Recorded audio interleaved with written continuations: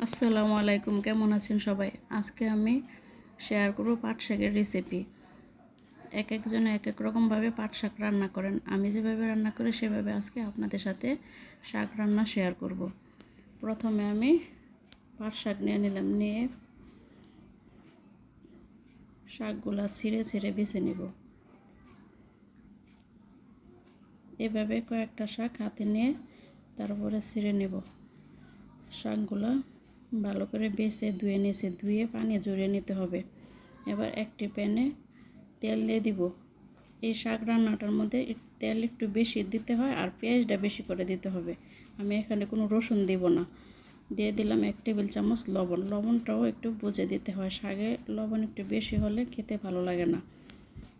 আমি এই শাকটা সিদ্ধ করব না, কারণ আমার শাকটা কচি শাক ছিল, এই কারণে আমি সিদ্ধ না করে এভাবে পেঁয়াজটা হালকা একটু ভেজে নিয়ে শাকটা দিয়ে দেব।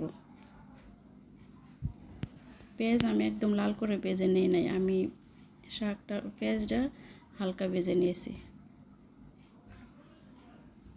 তারপরে শাকগুলো দিয়ে দিব।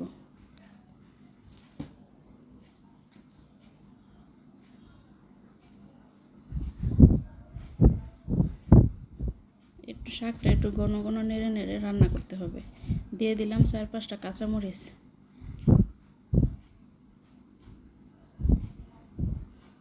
কাঠি দিয়ে নেড়ে নেড়ে শাকটা রান্না করতে হবে।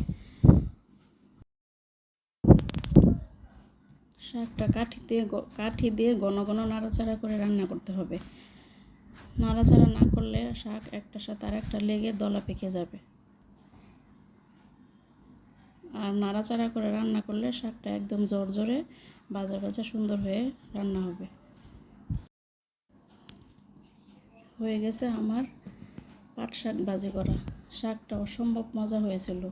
যদি আমার শাক রান্নাটা আপনাদের ভালো লাগে তাহলে সবাই আমার পাশে থাকবেন, ভালো থাকবেন, সুস্থ থাকবেন, আর সবাই আমাকে একটু সাপোর্ট করবেন। আল্লাহ হাফেজ।